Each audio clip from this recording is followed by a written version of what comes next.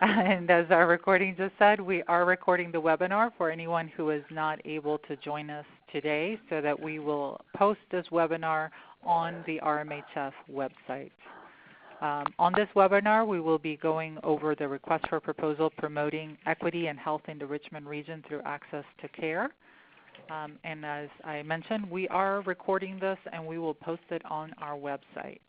I will go through the slides, and then at the end of the webinar, we will have a question and answer portion. So if you wouldn't mind writing down your questions, and we'll wait until the end. That way we'll make sure that we can cover all of the different components of the RFP before we take questions. All right, so let's get started. Most of you on the call are probably familiar with Richmond Memorial Health Foundation, but just a little bit of background. RMHF is a health foundation. We've been around since 1998. Our mission is on the screen right now. It's fostering an equitable and healthy Richmond region. And we work to address the social, economic, and structural conditions that contribute to poor health outcomes, with a commitment to health equity and a recognition of the role that race and ethnicity play in contributing to and sustaining health disparities and inequities. We do invest primarily in Richmond City and the counties of Chesterfield, Goochland, Hanover, Henrico, and Powhatan. And we do consider regional and statewide investments when they align with our mission. So a little bit of background. This RFP has been issued in response to the opportunity that Medicaid expansion has presented to us. As most of you probably know, 32 states and Washington, D.C. expanded Medicaid since 2010 when the Affordable Care Act was passed. Virginia was the 33rd to do so. Virginia is taking a dual-track approach. First with a state plan amendment, which is a traditional Medicaid expansion, and that will start in January 1st of 2019. And then Virginia is also going to be pursuing an 1115 Medicaid demonstration waiver. This demonstration waiver will include work requirements, cost sharing, and healthy behavior incentives. At this point, it is unclear when it will start, but it does take a longer time to launch than the traditional Medicaid expansion through state plan amendment. So it will not start on January 1st, and most likely it will take throughout the year of 2019 to develop. There are multiple steps to doing that. What Medicaid expansion will do is to expand coverage for adult Virginians aged 19 to 64 in households earning up to 138% of the federal poverty level.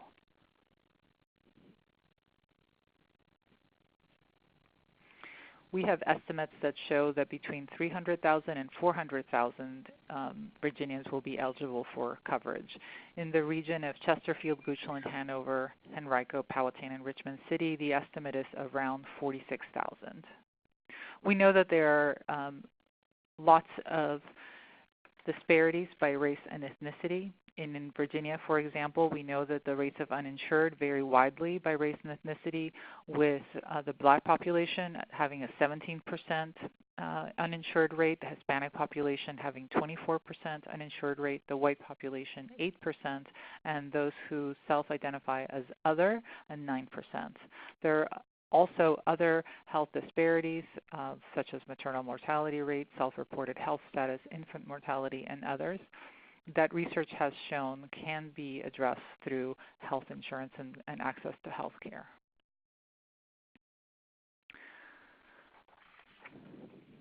Some of the potential impact of Medicaid expansion that we are hoping to see in Virginia, when you look at research from states that have already expanded Medicaid, we've seen an increase of persons who have health insurance, a decrease in racial and ethnic disparities in access to care, a positive effect on measures of access to healthcare utilization, and the affordability of care, meaning people report less difficulty in affording to access health services, improvements in self-reported health status, reductions in uncompensated health care costs, and related to that, lower probability that hospitals will close, particularly for rural areas, There is usually an increase in cancer diagnoses rates at the beginning from people who have not been able to access health care in the past, an increase in opioid treatment usage and substance use treatment in general.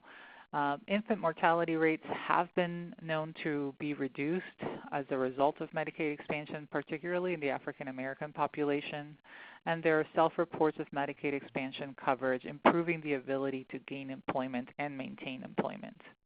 We've also seen research from states that have expanded Medicaid that show that there's a decrease in debts sent to third-party collection and therefore increased stability in the economic standing of low-income populations, and reductions in self-reported psychological distress among low-income parents.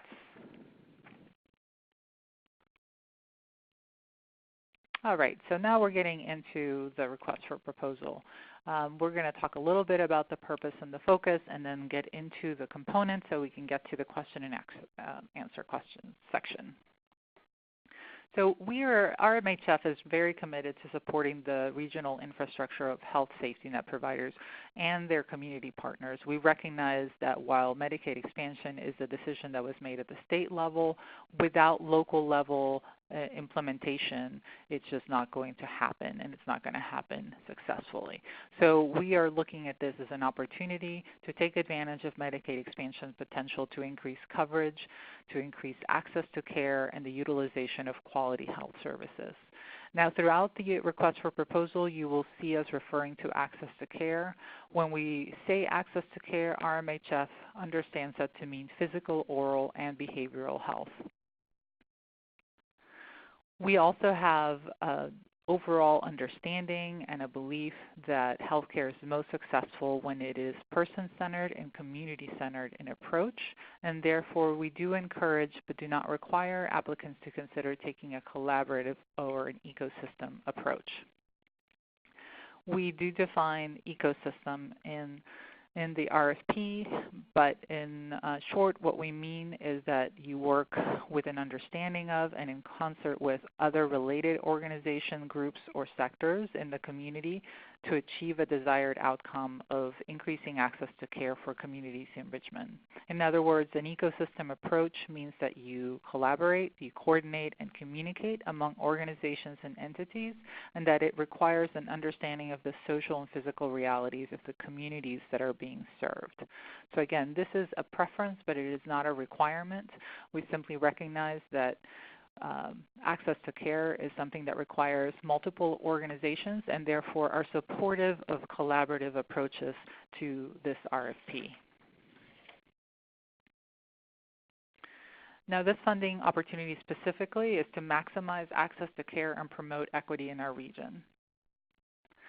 We are putting $500,000 per year in 2019 and 2020 to support health safety net providers and partner organizations where appropriate.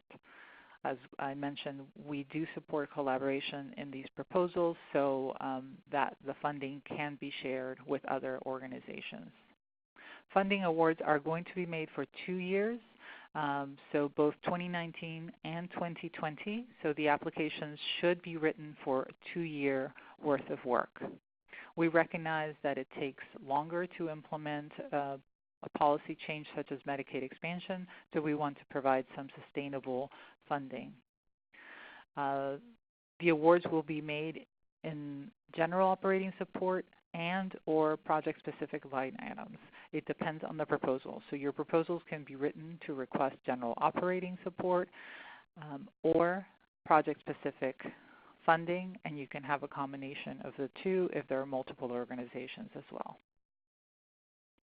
Applicants can seek funding for efforts that will be taken by one organization alone or to support a collaboration that is new, existing, or a collaboration or collective that you want to enhance or grow. The primary applicant must be a registered 501c3 or government entity, and for this specific request for proposal, the primary applicant must be a health safety net provider. We do strongly encourage you to please first review our grant guidelines prior to applying. You will find our grant guidelines linked to on our RFP, and they are available on our website under the Grants tab. As you read the request for proposal, you'll see that there are lists of approaches and activities that will be funded. The approaches are the broader ways in which you can respond to this RFP, and there are 5 approaches that will be funded. You can choose to address one or any number of these approaches, including all of them. So the first one is engaging in education, outreach, referrals, application assistance and enrollment, and the navigation of the healthcare system to assist community members in accessing healthcare coverage and care. So that is one of the approaches. The second one is to assess and respond to the needs of populations who will remain uninsured. So while this RFP is focused on maximizing the potential of Medicaid expansion to increase access, we recognize that not all populations will be eligible for Medicaid expansion, and there will continue to be a need for addressing the needs of individuals that remain uninsured. So addressing that population and responding to those needs is the second approach that can be funded through this RFP. The third approach is assessing and responding to the needs of populations for services not covered by Medicaid. So populations who are eligible for Medicaid expansion may not be able to access certain needed services, for example, oral health. This RFP will also be receptive to proposals that address the needs of those of the populations that are Medicaid expansion eligible but have added needs for services not covered under Medicaid. This is also where you can address some of the social determinants of health, which is also covered by Approach 5. Approach number 4 is assessing, planning, and implementing changes to the health safety net to respond to the changes brought on by Medicaid expansion. We recognize that this level of health policy change in Virginia means that some health safety net providers will choose to or will need to make changes to their infrastructure or to their approaches and staffing in order to best be able to respond to these changes. This RFP can be used to fund the assessing, planning, and implementation of those changes at the organizational level. And finally, this is a broad one. The 5th approach is addressing root causes of health disparities in the Medicaid-eligible population, recognizing that Medicaid-eligible population often is faced with significant social determinants of health and socioeconomic challenges. We also encourage proposals that address the root causes of health disparities so that we can prevent long-term the inequities that exist. The applications that are submitted should describe how the funded efforts will assist the health safety net organizations in maximizing your ability to better serve the needs of the community within the Medicaid expansion landscape. And you can do this, again, through any combination of one or more of these approaches. Now, within these approaches, there are various activities that can be funded through the RFP. Applicants can select one or many of these activities. While the overall proposal must be led by the health safety net, these activities can be led by the health safety net organization or a partnering organization. For example, a health safety net provider can partner with an organization to take the lead on advocacy or research components of a proposal, or with a community-based organization to perform community engagement or education activities, or another health safety net provider to provide services that they don't provide themselves or that are not covered through Medicaid. So the activities that are funded through this request for proposal include collaboration with community-based organizations, communication, messaging, and education, and that can be part of outreach or overall messaging around healthcare navigation, community and member engagement, data, research, and analysis, healthcare navigation for those who are being served, learning and evaluation of the work that you're proposing to do, And we'll talk a little bit more about that in a little bit in terms of what the cap is for the amount that can be ascribed to the learning and evaluation component. Another activity that can be funded is organizational capacity building and transformation. And that can be within the health safety net or a partnering organization. Education, outreach, and application assistance and enrollment, partnering with other health safety net providers, and policy and advocacy. These can all be activities that are undertaken as part of the application.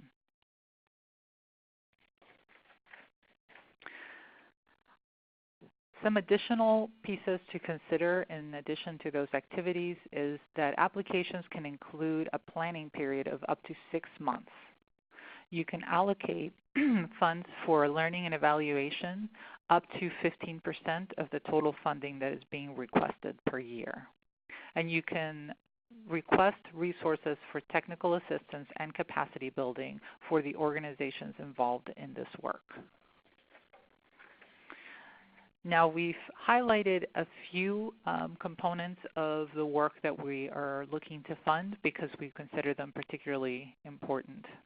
For example, we know from research in other states that have expanded Medicaid prior to Virginia that robust and coordinated education, outreach, and enrollment efforts are key to actually enrolling people in Medicaid. We've seen different states have different levels of success. We know, for example, that research suggests particularly that one-on-one in-person assistance is essential to getting people enrolled and to helping them navigate the healthcare system once they are enrolled.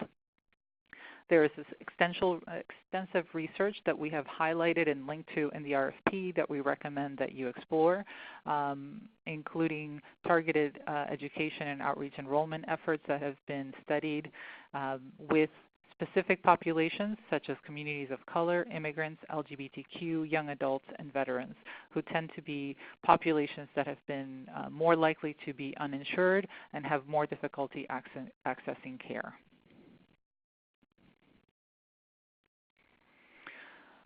So we are going to be looking specifically at proposals that provide outreach, education, and enrollment or application assistance, navigation of the healthcare system.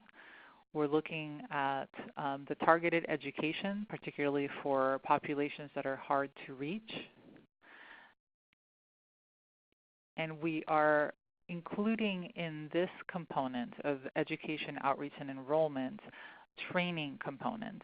RMHF is committed to building the capacity of our grantee partners, and one of the ways that we are doing this is by following research that shows that training for consistent outreach and education and incorporating research evidence on the ways that this training can be done. So if you are going to be applying for funding for education, outreach, and enrollment, which includes funding for outreach staff, you should incorporate into that the cost of providing the training per staff member. The training will include guidance for successful hiring and implementation of outreach, the Sign Up Now training, which is 5+ hours, training on a web-based software that is customized for each of the outreach workers, orientation and preparation. They will also participate in quarterly meetings with other outreach workers and have meetings and access to key policy officials from DMAS and DSS, as well as peer learning opportunities with other Virginia outreach workers. There will be regular communication and updates about systems or any changes that will come up, which is particularly important given that Virginia will be taking the dual track. So there may be changes due to the 1115 waiver, and this training would actually keep the outreach workers up to date on any of those changes and any of those new requirements. Each outreach worker will also receive up to 15 hours of technical assistance per year as part of this training, so that anything that comes up or any difficulties, they will actually have expert technical assistance. We've also included in the RFP some information about additional work in Virginia about who is providing this outreach work already, so that if you want any information about outreach workers or want to find out who's already doing this type of work, please look on the RFP. There are a number of links that will lead you to it. Another piece that we've highlighted in the request for proposal is populations not eligible under Medicaid expansion. We have seen, again, in reviewing the research around Medicaid expansion, that in some states there was a move away from provision of services and access to populations that remained uninsured, and therefore they had a much harder time after Medicaid expansion. We recognize that not all populations will be eligible under Medicaid expansion, and we want to make sure that funding is also accessible to health safety net organizations to want to focus this funding request on providing services and access to care to those populations.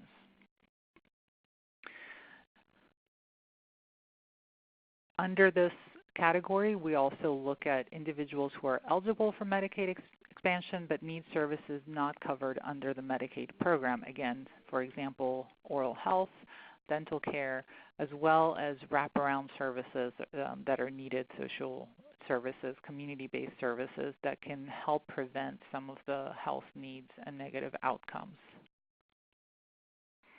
We do ask that any applications that are focused on providing services to populations that are not eligible for Medicaid expansion or providing services not covered through Medicaid, that you address how you are going to provide information or referrals or a warm handoff to individuals who may be eligible for Medicaid coverage. In other words, if your proposal is to focus on populations that are not eligible for Medicaid expansion, you need to address what you will do if somebody who is potentially eligible for Medicaid expansion comes to you for services. How will they receive information on accessing that care?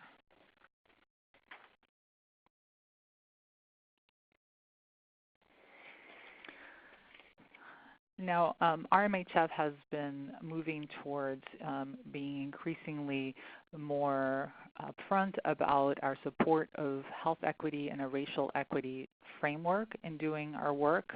We believe that the more that organizations are prepared to provide our services and our work in a manner that is equitable, the better it will be for our communities.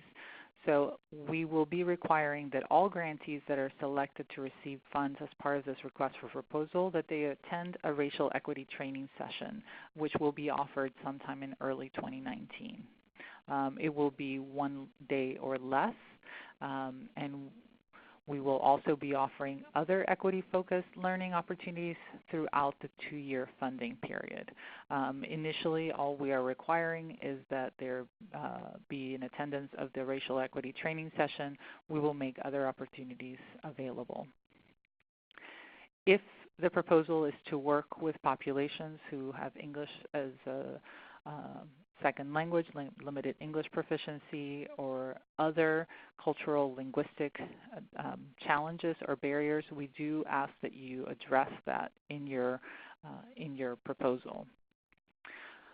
We will also be providing some training on how to conduct a racial equity impact assessment tool. We will be developing a shorter version of what we have linked to on the request for proposal.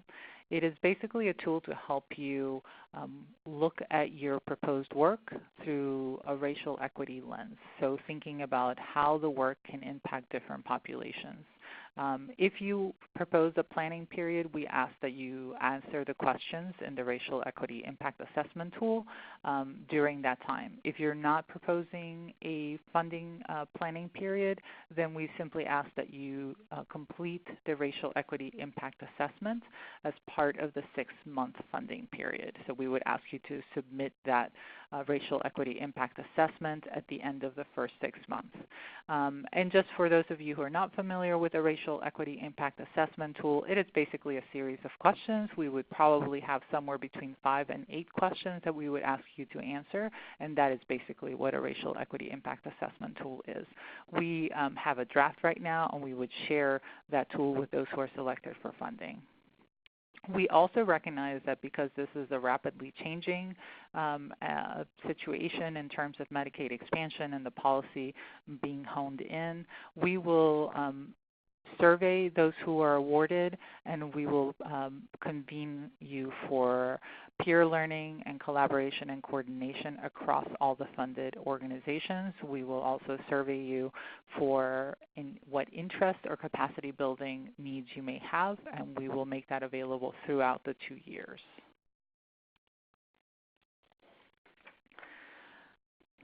We have moved completely to an online application.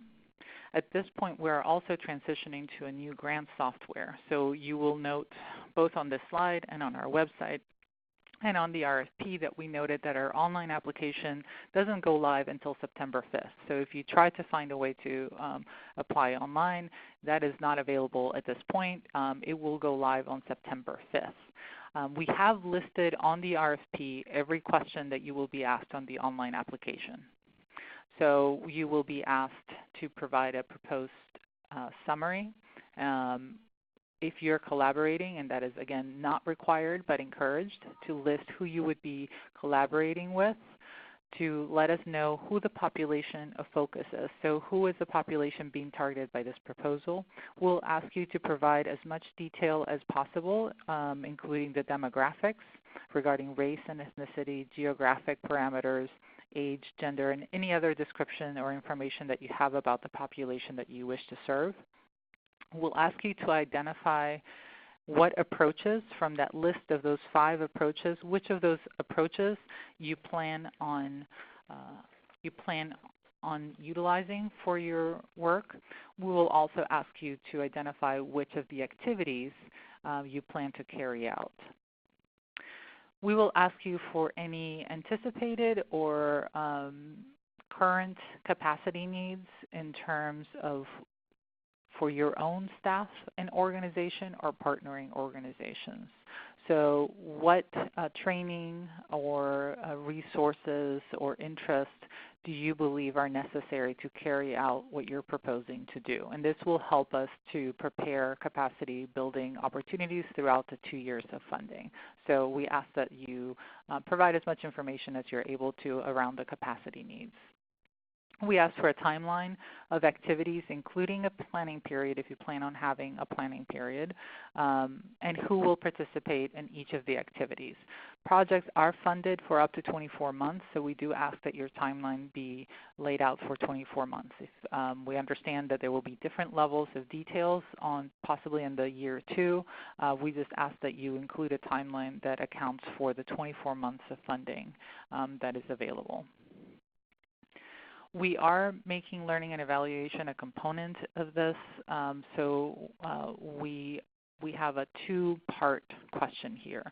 One is if you plan on including learning and evaluation as part of your proposal, then you can allocate up to 15% of the requested funding towards learning and evaluation, and you should tell us that you plan on evaluating your own work through that funding.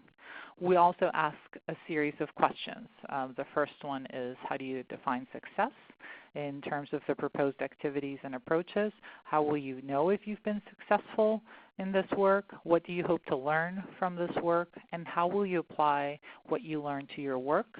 And how will you share that with others in the community? So you will have an opportunity and a space to answer those questions in the online application. With the online application, we're not asking you to submit a really detailed budget narrative. We recognize that especially for collaborative efforts, that can be incredibly time-consuming. So at the time of the online application, what we ask is that you provide a narrative description of the total funding that you're requesting with general categories of funding being requested. If you're invited for a site visit, we will ask you to prepare and submit a detailed budget. But at this point of the online application, you just need to have a budget narrative with the broader categories of what funding you're requesting. When you do go to the online application, you will also be asked to submit some other organizational information. For example, you'll be asked for contact, background, board and staff demographics, population served, the area served, your funding sources, fiscal year, and your overall organizational budget. Some of you who have been previous grantees with us might ask why you need all this information, but as I mentioned earlier, we are transitioning into a new software grant software, so we actually will be needing to ask you to input all of that organizational information. Letters of commitment. We do not need letters of commitment at the point of the online application. If you will be applying for collaborative funding, meaning you will be working with other organizations, if you're invited for a site visit, we will ask that you provide us with letters of commitment that actually state the specific roles and responsibilities of any organization or entity that is receiving funding. But again, at the point of the online application, you just need to know that you will be asked for those letters of commitment and agree to provide them if invited to have a site visit. You will also be asked on your online application to sign off on a non-discrimination statement and a conflict of interest statement. And we included this in our past RFP and are including it again here. We're just doing it online this time. And again, the online application will go live on September 5th. There will be links to that online application on our website. On the same web page where you found the RFP, you will find a link directly onto that website. Now, in terms of the review criteria, we have laid out 5 different criteria that we'll be following in order to rank the proposals that we receive. The first one is the application must be complete, answer all the required questions, and be submitted on time. Again, RMHF is committed to equity, and we do look for that in our proposals. We're looking for applications that are aligned with their commitment to equity and who demonstrate that commitment through their proposed work. This includes ensuring that proposed activities and information are culturally and linguistically relevant, and that the proposed efforts address existing health disparities in the region. Because Virginia is coming into the world of Medicaid expansion a few years after other states, we actually have a lot of information, a lot of research and data that can help us implement Medicaid expansion more successfully. And so, again, we've included links and information from this research in the RFP, and we will be looking for that in the applications. We will be looking for how you're applying lessons learned and research from other states to make your proposal successful. 4, we'll be looking that the proposals demonstrate how the efforts will lead to the Richmond region receiving needed quality health care services. In the end, this is an access to health care request for proposals, and we want to know how your proposed efforts will actually lead to individuals and populations in the Richmond region receiving access to care. Finally, sustainability. And please do pay attention to the description, as we don't just describe sustainability according to funding. We believe sustainability can be achieved in various ways: through the ability to continue the proposed efforts if need continues to exist, through policy and practice changes. So those policy and practice changes can happen at the organizational level, at the local level, or at the state level. So again, advocacy might play a role there. Ways that you can sustain the proposed efforts and goals, whether that be to institutionalize them at your own organization or others, through addressing underlying causes of health disparities. So that's one way to build sustainability, through strengthening the region's safety network and the collaborative underlying, and any other way that you can show that your efforts will be sustained through the work that you are doing. Now finally, our timeline. We released the request for proposal on the 15th. As you see, we're doing the webinar today. We will have an in-person information session on August 18th here at the Richmond Memorial Health Foundation Community Room from 10 a.m. to noon.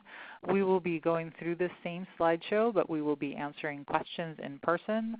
So if you're attending the webinar and you come up with new questions, you can email them to me, or you can come to that session and we will answer the questions in person. On September 5th, their application will go live, and if you have any issues or concerns or difficulties with the online application, we have contact information on the RFP where you can contact Lisa Bender, our grants manager, and she will be able to assist you. The applications are due on October 8th. We're trying to build in some time for you to get these to us, but in order to be able to do the site visits and review them by the December date, we do need the applications to be submitted by October 8th. We will be scheduling site visits for the proposals that are going to the second stage in early November, and certainly they will be completed before the Thanksgiving break. We will be announcing the awards following our December board meeting on December 18th. So those selected for funding will be announced on December 18th, 2018, and the funding will start January 1st of 2019, and funding will go for 2 years, so all of 2019 and all of 2020.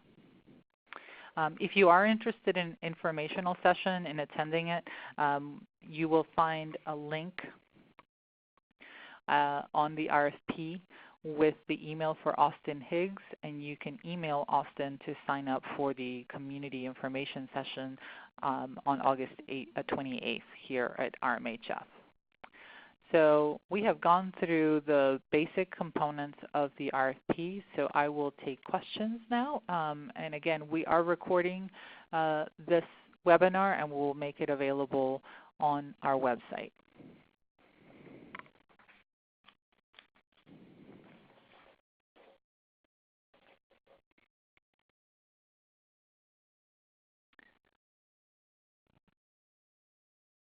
You can type your questions into the chat box at the beginning. You can raise a hand.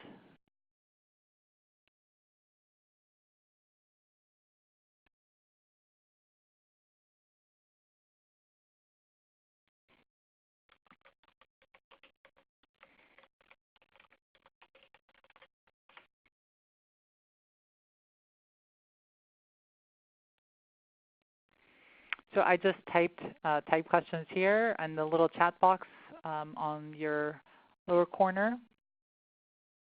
Okay, we have our first question. What do you anticipate the average grant award will be? So we did not specify a limit because honestly at this point we don't know how many proposals we will receive. We do know that we have a maximum of $500,000 per year to award. We are not putting a number on what we assume the average. It depends on how many applications we receive.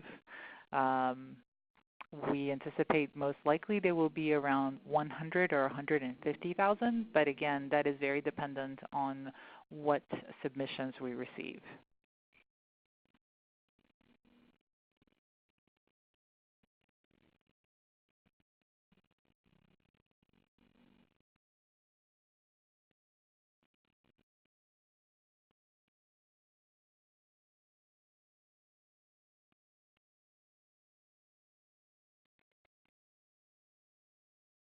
So I'm going to wait a little bit longer to see if anybody else wants to type in a question.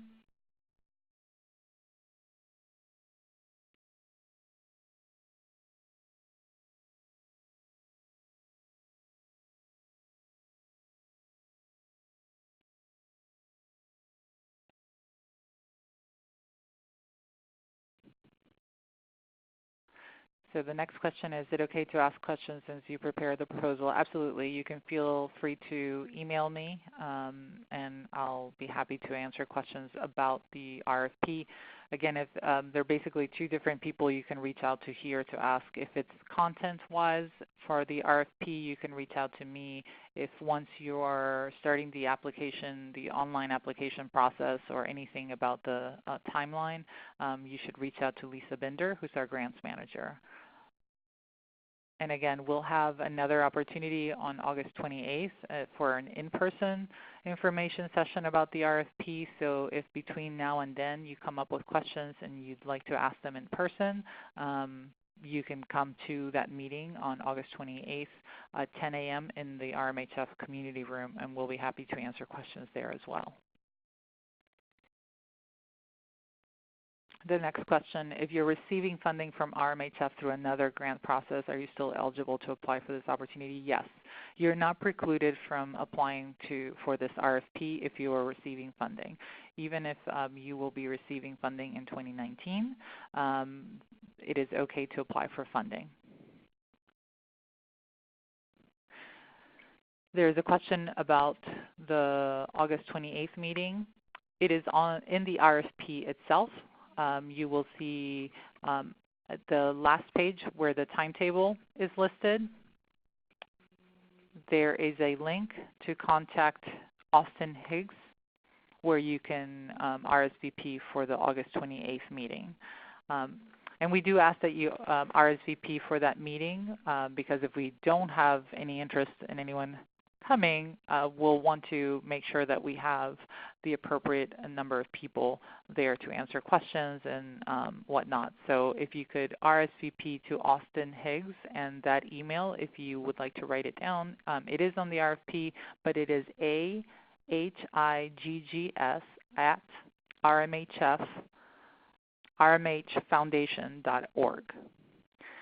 If you or any of your potential collaborators are attending and they need a Spanish-English interpreter or any other type of interpreter, if you would give us a heads up, and we will try to bring an interpreter for that community session.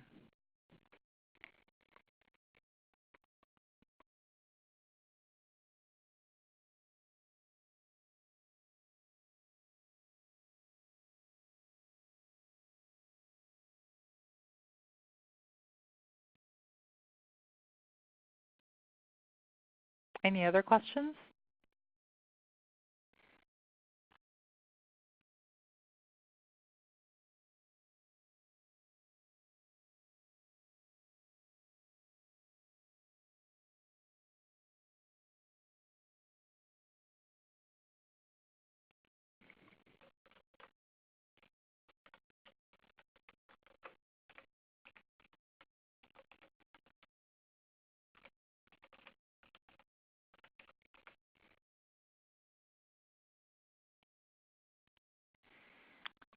I just typed the email for Austin Higgs, which is how you would RSVP to the community information session on August 28th.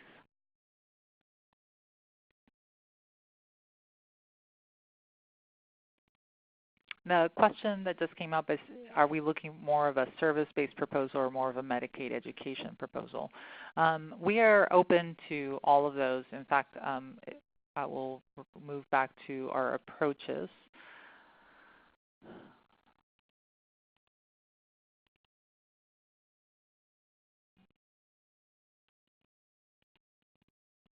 As you see in the approaches, we are amenable to all of those. So you can see the first one is more of an education and outreach, but number 4, number 3, and to some degree number 5 are all service-based. So you can actually apply both for an assessment and planning, for an education approach, or for the actual provision of services, as long as it is focused on either providing services for the Medicaid expansion population, for the population who remains uninsured and ineligible for Medicaid expansion, if it's for services not provided by Medicaid expansion, or if there are services that are addressing the root causes of disparities.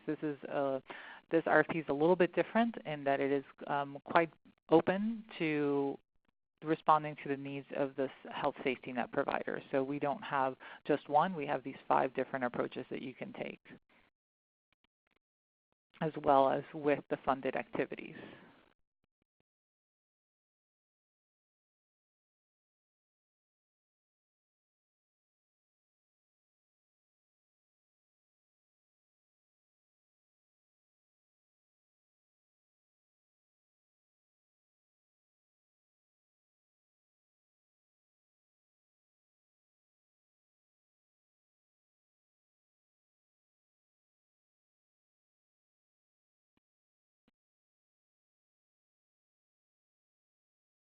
It looked like somebody was typing, so I'm going to give it another minute to see if there are other questions.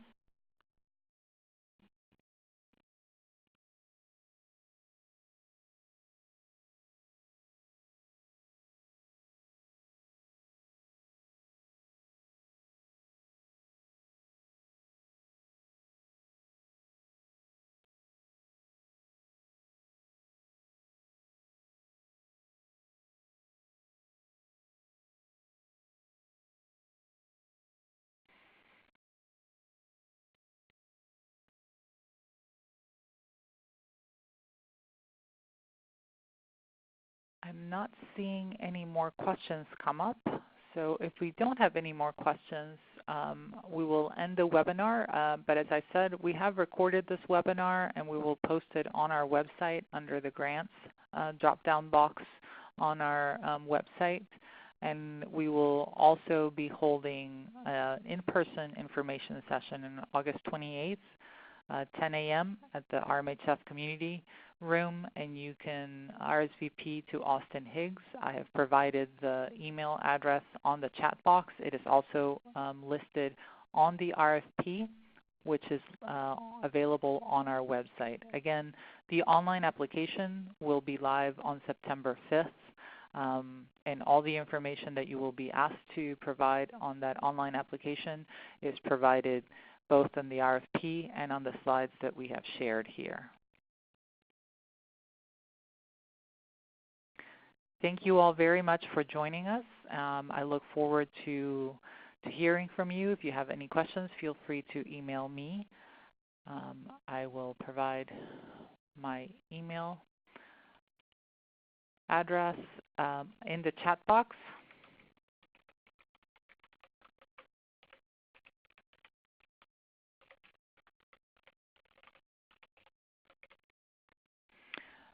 You can email me if you have any questions specific to the RFP. If you have questions specific to the application process, you can email Lisa Bender, and I am typing her email address onto the chat box as well, so you can have all of those. There you go. Thank you all again for joining, and I welcome any questions via email or at the community information session on August 28th. Thank you.